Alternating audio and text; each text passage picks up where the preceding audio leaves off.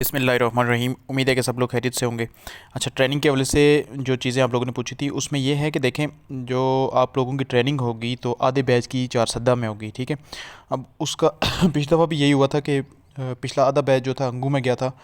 और कौन कौन लोग जाएंगे वहाँ पे, अब उसमें यही होगा कि जो इस्लामाबाद के रिलेटेड लोग हैं ये सारे जाएंगे।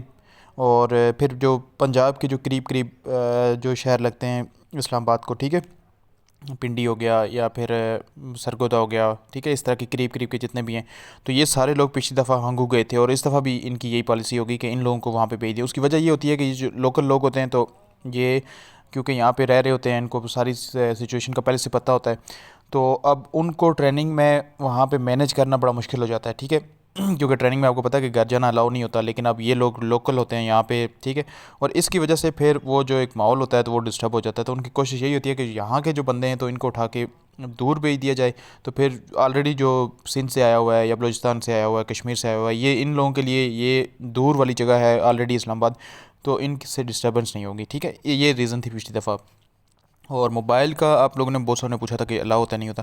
देखें, जो ट्रेनिंग में आपकी जो रूटीन की फ़िज़िकल एक्टिविटी है या जो भी आपकी बाकी चीज़ें हैं उनके अलावा आप मोबाइल यूज़ कर सकते हो, ठीक है, कोई आपको पाबंदी नहीं है, मोबाइल अलाउ होता है। ये अच्छी बात है पुलिस में कि आप कहीं पे भी आप होगे तो आपको मोबाइल अलाउ होगा। यहाँ पे भी जो होंगे उनको भी अलाउ होगा, चारसदा में जो होंगे तो उनको भी होगा, ठीक है।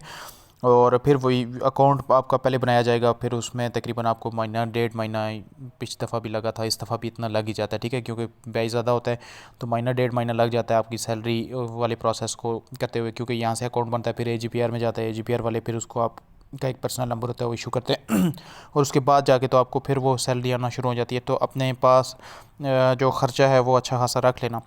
और इसके अलावा वेटिंग लिस्ट के बारे में पूछ रहे थे। देखें, वेटिंग लिस्ट में आप इंतज़ार करना अपने आप को धोखा देने वाली बात है, जो सीधी सी है।